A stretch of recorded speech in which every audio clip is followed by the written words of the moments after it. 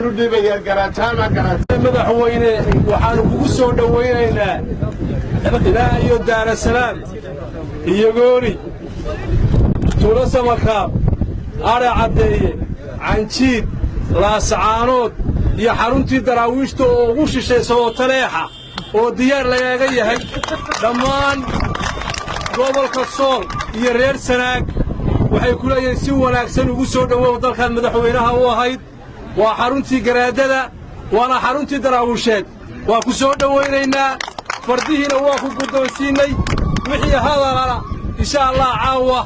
ayaynu ummadda oo dhan iyo deegaankaba aan la hadli doontaa soo dhowow madaxweyne qalbi diiran